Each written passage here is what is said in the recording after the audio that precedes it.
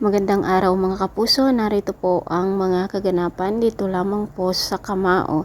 Kahit na itinatago ni Nadja ang kanyang kalagayan dito sa ibang bansa, ay nalaman pa rin ni Makmak at nakita nga ni Makmak ang kanyang mga sugat at sobrang nag-alala ito mga kapuso.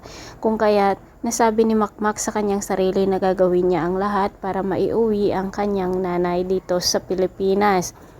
Pinanood naman ng kanyang kaibigan tungkol sa illegal boxing at nanood nga sila sa underground mga kapuso at nakita nga nila kung gaano kalakas at kagaling ang mga naglalaban-laban dito. Nakita nga ng coach itong si Makmak at sinabi nga niya na kung gusto niyang lumaban ay gagawin niya ito at 120,000 ang kanyang magiging panalo. Dahil nga kay Nadja na nanay ni Makmak, kung kaya't nag-oo si Makmak dito sa sinabi ng referee na makikipaglaban siya kinabukasan. Pinipigilan siya ng kanyang kaibigan, ngunit hindi nagpapigil itong si Makmak mga kapuso at pursigido talaga siya na makuha ang 120,000. Ayaw naman ipaalam ni Makmak dito kay Lolo Domeng niya at sa kanyang lola ang kanyang gagawing pakikipagboxing ng illegal. Pumunta na nga sila kinabukasan dito sa venue o sa underground na kung saan nagaganap ang illegal boxing at dito nga nagmeet si Makmak at ang kanyang makakalaban.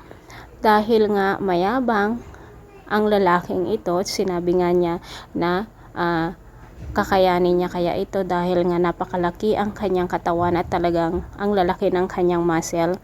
Payabang naman na sinabi ni Makmak na patutumbahin niya ito kung kaya't nagalit ang lalaki at mukhang bubugbugin niya ito mga kapuso na hindi pa nagsisimula ang kanilang labanan sa boxing.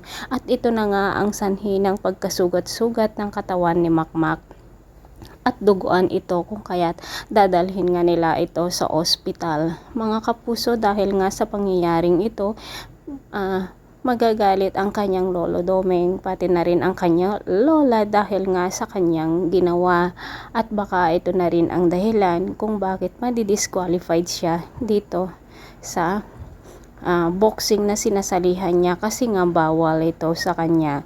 Galit na galit naman si Makmak dito sa kanyang tatay dahil nga siyang sinisisi nito sa nangyayari sa kanyang ina.